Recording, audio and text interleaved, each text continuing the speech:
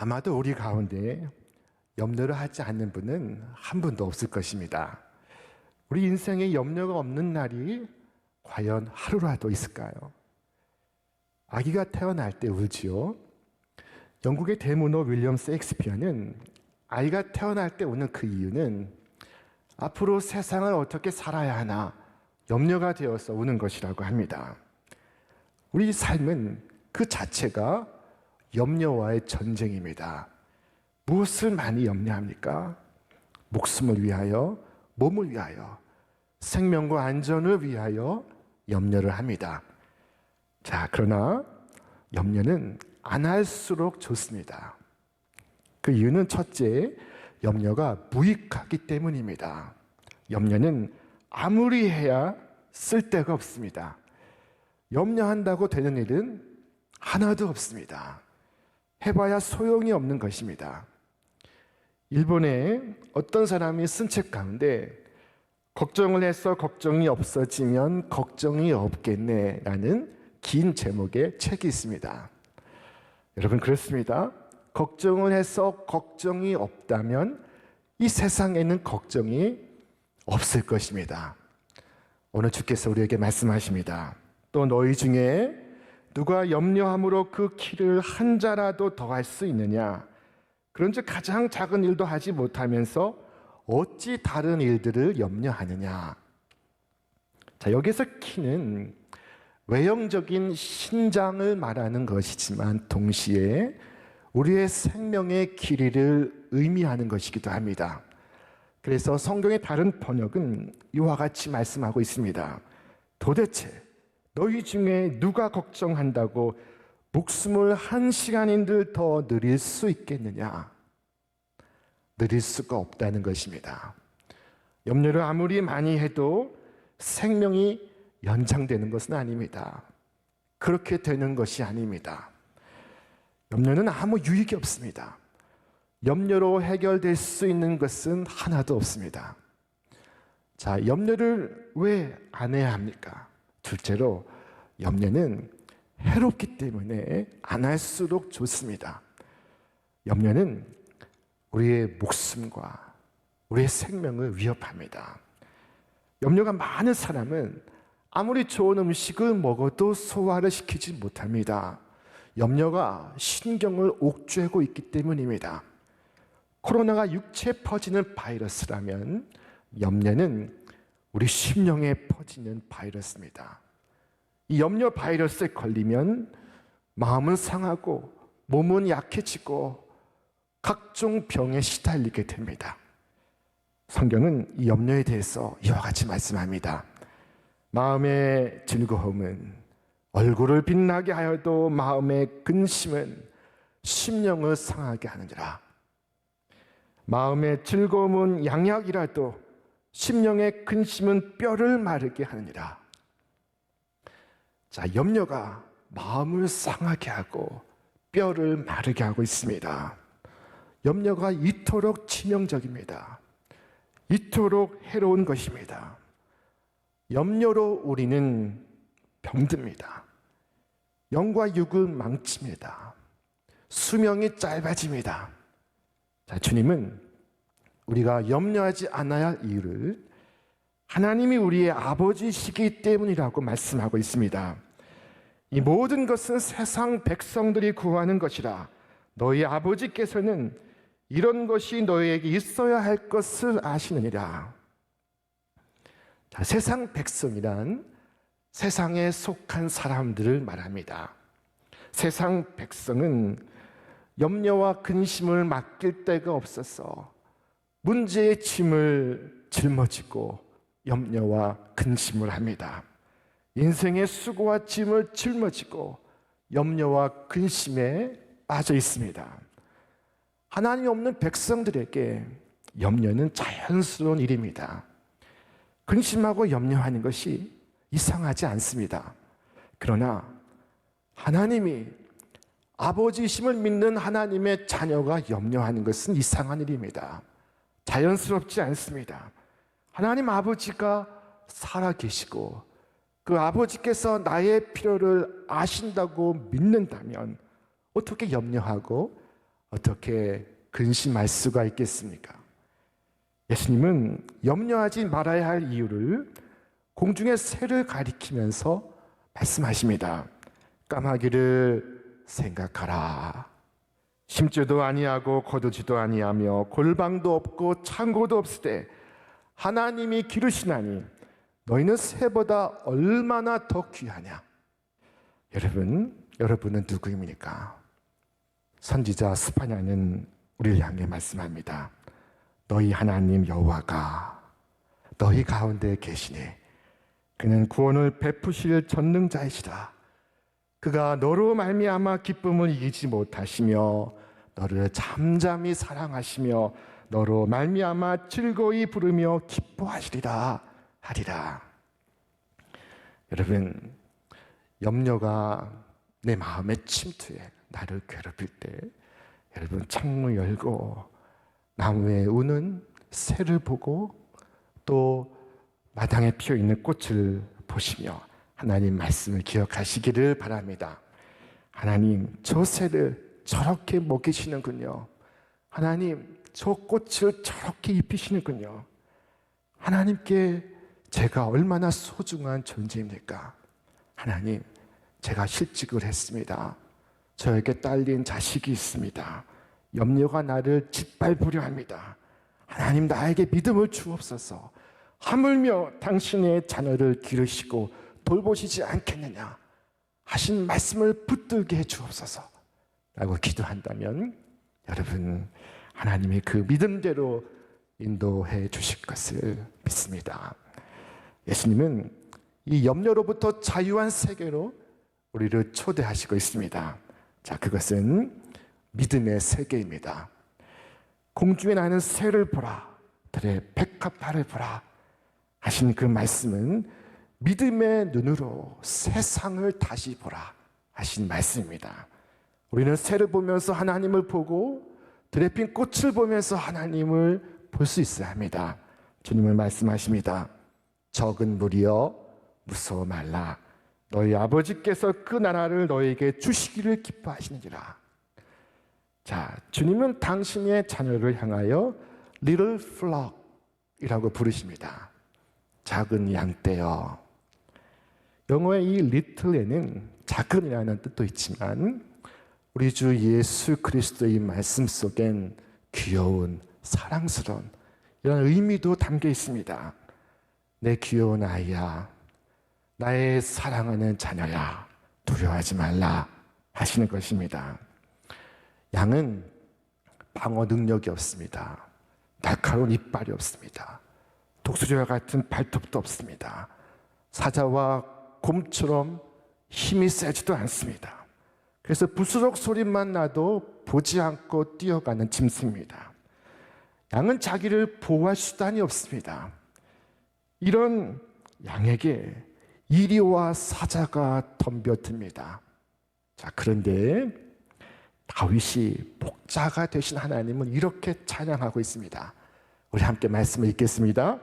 여호와는 나의 목자시니 내게 부족함이 없으리로다. 그가 나를 푸른 풀밭에 누이시며 쉴만한 물가로 인도하시는 도다. 하나님께서 나의 목자가 되시기에 다윗은 아무 걱정이 없습니다. 아무 염려가 없습니다.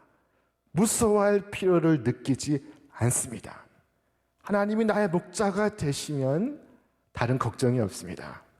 목자가 되신 하나님께서 모든 필요를 채우시기 때문입니다. 양은 목자를 만나는 그 순간 모든 문제가 해결이 됩니다. 그래서 내게 부족함이 없으려다, 내 잔이 넘치나이다 하고 고백하는 것입니다. 한 5살 된 아이가 있었습니다. 자, 이 아이의 부모님은 어찌나 성실한 부모님인지 아이에게 먹을 것을 먹이고 입힐 것을 입히고 철마다 때마다 필요를 공급하고 아무 불편 없이 어려움 없이 아이가 성장하도록 돌보는 부모님입니다. 그런데 이 어린 것이 맨날 부모님 앞에서 걱정을 합니다. 아침을 먹고 나서는 점심을 또 뭘 먹나? 날은 추워진데 김장은 어떻게 하나? 기름값은 올라가는데 이제 앞으로 어떡하나 하는 걱정을 합니다. 그런 걱정을 계속하고 있으면 아이는 부모님에게서 책망을 듣습니다. 아이야, 쓸데없는 걱정하지 말고 너는 네 할 일이나 해라. 자, 아이의 지나친 염려는 부모를 욕되게 합니다. 세상 백성들은 끊임없이 염려합니다. 그러나 하나님의 자녀가 염려하고 고민하는 것은 자기 모순이고 자기 정체성을 부정하는 것입니다. 하나님을 욕되게 하는 것입니다. 하나님의 사랑과 하나님의 능력을 부인하는 것입니다. 자, 여러분 염려하지 마십시오. 주께서 우리에게 친히 말씀하십니다. 우리 함께 읽겠습니다. 이 모든 것은 세상 백성들이 구하는 것이라. 너희 아버지께서는 이런 것이 너희에게 있어야 할 것을 아시느니라. 아버지께서 하신다 하신 말씀은 나의 필요를 아시고 나의 필요를 채우신다 하신 말씀입니다. 아기였을 때만 필요를 채우시는 것이 아닙니다. 성인이 되었을 때도 우리의 필요를 채우십니다. 우리는 여전히 하나님의 자녀이기 때문입니다. 대한민국 서울에 살 때만도 아닙니다. 미국 뉴욕에 살 때도 마찬가지입니다. 다윗은 내 평생의 선하심과 인자하심이 반드시 나를 따르리니 라고 고백했습니다. 목자 되신 하나님은 선하심과 인자하심으로 언제나 어디에서나 당신의 자녀를 지키십니다. 선하심과 인자하심으로 에스코트 하십니다. 언제까지 하십니까? 평생토록 하십니다. 내 평생의 선하심과 인자하심이 반드시 나를 따르리니. 여러분, 인생의 마지막 순간에 나를 따르는 것이 무엇일까요? 자신하던 건강도 나를 따르지를 못합니다. 자랑스러운 성공도 나를 따르지를 못합니다. 사랑하는 가족도 나를 따르지를 못합니다. 그러나 그 순간 끝까지 나를 따르는 것이 있습니다. 그것이 바로 하나님의 선하심과 하나님의 인자하심입니다. 하나님의 선하심은 우리의 모든 필요를 채우심을 의미하고, 하나님의 인자하심은 우리의 모든 죄악을 사하심을 의미합니다. 여러분, 염려하지 마시길 바랍니다. 내가 사망의 음침한 골짜기를 걸을 때에도 주님은 우리와 함께 하십니다. 그런데 내가 아무리 염려하지 않겠다고 마음을 굳세게 먹어서 염려가 안 되는 것이 아닙니다. 염려하지 않고 사는 것이 결코 쉬운 일이 아닙니다. 주님은 염려하지 않는 최고의 기술을 우리에게 말씀하십니다. 다만 너희는 그의 나라를 구하라. 그리하면 이런 것들을 너희에게 더하시리라. 주님은 다만 하나님의 나라를 구하라 말씀하십니다. 염려 대신 하나님의 나라를 구하면, 더 크고 중하고 가치 있는 것을 구하면 우리가 염려하는 작은 일들은 저절로 성취가 될 것이라 하신 말씀입니다. 하나님의 나라라고 하는 최종 가치, 최고의 가치를 구하면, 그것을 구할 때 하나님 우리에게 그 나라를 주시기를 기뻐하시며 그 밖에 여러 가지 필요들, 그 모든 것을 더해 주신다 말씀하시는 것입니다. 여러분, 얼마나 가슴 벅찬 일입니까? 날이 추워지면 수능 시험일이 다가옵니다. 그런데 학생들이 공부하는 목표를 눈앞에 대학 입학에만 둔다면 그것은 너무나 적은 목표를 가지고 있는 것입니다. 대학 입학의 목표를 두지 아니하고 내가 좋은 과학자가 되겠다, 내가 훌륭한 사업가가 되겠다, 내가 작가가 되겠다, 선생님이 되겠다 하는 자기 목표를 좀 더 멀리 갖고 있으면 대학은 목표가 아닌 하나의 과정이 됩니다. 대학 입학의 최종 목표를 두는 학생은 대학에 합격하고 나면 목표가 달성됐기 때문에 그 다음부터는 방황을 시작합니다. 제가 미국에 있을 때 유수한 명문대학에 입학하는 우리 한인 자녀들을 보았습니다. 자, 그들의 부모님의 열심이 대단합니다. 명문대 입학은 부모님들에게 큰 자랑이 됩니다.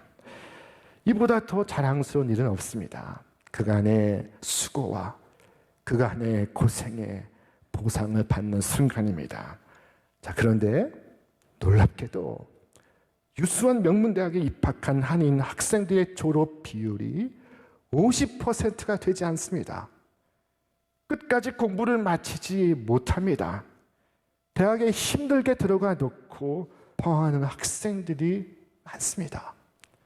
왜냐하면 명문대 입학이 목표였기 때문에 그것을 달성하고 나서는 그 다음부터 목표가 없는 것입니다. 작은 것에 목표를 두는 것은 이런 위험성을 가지고 있습니다. 그러나 큰 것, 먼 것, 보다 가치 있는 것에 목표를 두면 대학을 넘어 앞으로 나아갈 수 있습니다. 대학에 입학을 할 수도 있고 대학을 졸업할 수도 있습니다. 여러분, 하나님 나라를 여러분의 최종 목표로 삼으시기를 바랍니다. 너희는 그의 나라를 구하라. 그리하면 이런 모든 것을 너에게 더하시리라. 주께서 말씀하십니다. 하나님 나라를 구한다는 것은 하나님 나라의 헌신함을 의미합니다. 많은 사람들이 무엇을 먹을까, 무엇을 마실까, 무엇을 입을까에 헌신하고 있습니다. 그러나 주님 우리에게 말씀하십니다. 너희 소유를 팔아 구제하여 낡아지지 아니하는 배낭을 만들라. 곧 하늘에 돈과 다함이 없는 보물이니 거기는 도둑도 가까이 하는 일이 없고 좀도 먹는 일이 없느니라. 너희 보물 있는 곳에는 너희 마음도 있으리라. 하늘의 보물을 쌓아두는 방법, 하나님의 나라를 구하는 방법, 그것은 소유를 팔아서 낡아지지 아니하는 배낭을 만드는 것입니다. 보물이 있는 곳에 너희의 마음이 있으리라. 지난주 예수님은 우리에게 한 부자 이야기를 말씀하셨습니다. 어느 농부가 풍성한 추수를 거두고 행복한 고민에 빠졌습니다. 내가 곡식 쌓아둘 곳이 없으니 어찌할까? 자, 그는 곧 지금 사용하고 있는 곡간을 헐고 더 크게 지을 계획을 세웁니다. 그리고 스스로 말하기를 내가 여러 해 쓸 물건을 쌓아두었으니 이제 쉬고 먹고 마시고 즐거워하자 라고 말합니다. 그는 그동안 불안했습니다. 근심이 많았습니다. 염려가 끊이지 않았습니다. 평안이 없었습니다. 그러나 이제 다릅니다. 그의 창고에는 여러 해 쓸 물건들이 쌓여 있습니다. 내가 여러 해 쓸 물건을 쌓아두었으니 영혼아 평안히 쉬고 먹고 마시고 즐기자. 그러나 예수님은 그를 가리켜서 이 어리석은 자야 라고 말씀하십니다. 오늘 주님은 정반대의 상황을 말씀하고 있습니다. 지금 예수님 앞에 있는 사람들은 곳간이 없습니다. 그들의 염려는 남는 재산 가지고 무엇을 할까 하는 것이 아니고 어떻게 하면 먹을 것과 어떻게 하면 입을 것을 얻을 수 있을까 고민하는 사람들입니다. 오늘 우리 주위에는 이런 경제적 이유로 염려하고 고민하고 걱정하는 분들이 많습니다. 매일 줄타기를 하듯 하루하루 아슬아슬하게 염려와 근심 속에 살고 있는 분들이 있습니다. 이따금 안타까운 죽음을 선택하기도 합니다. 여러분, 부자의 평안과 무리들의 염려는 모양은 다르지만 내용은 같은 것입니다. 물건을 쌓아두고 여러 해를 살고자 하는 부자가 살아가는 그 이유는 그렇지 않은 경우에는 죽어야 할 이유가 될 수도 있기 때문입니다. 건강이 있고 사업이 잘 되고 가족이 있어서 살아야 할 이유가 된다면, 만일 건강이 없다면, 사업이 어렵다면, 가족을 잃는다면 그때는 어떻게 하시겠습니까? 사람이 부유하고 물질이 풍부했을 땐 근심이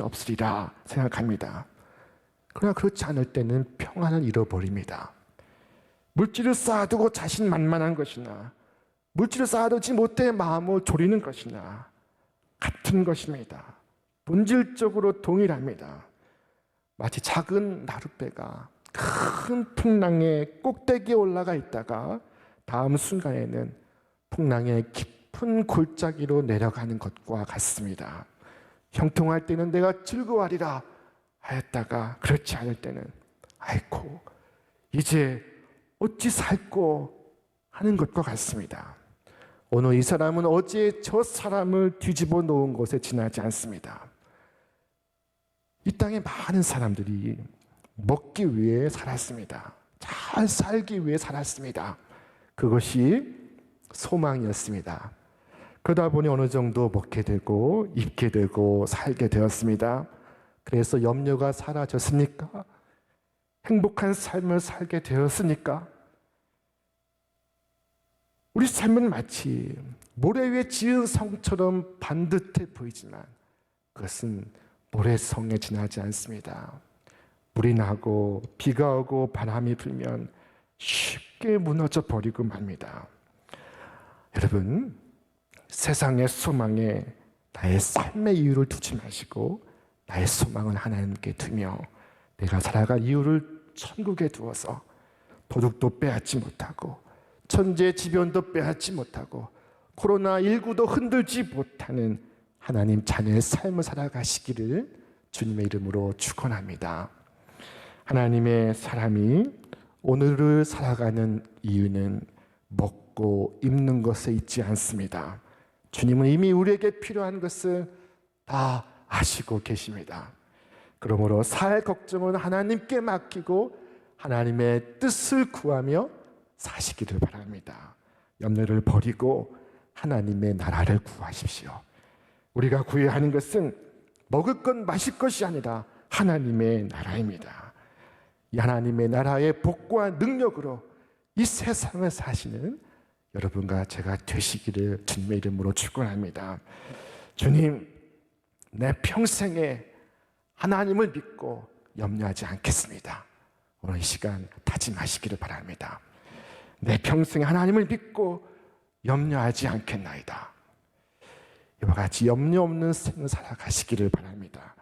오늘 세상을 걷기 시작하는 아이에게 염려하지 말라고 한번 말해보시기를 바랍니다. 여러분 자신을 그 아이의 자리에 놓고 여러분의 이름을 부르며 염려하지 말라고 말해보시기를 바랍니다. 그리고 오늘 주님의 말씀을 이야기해 주시기를 바랍니다.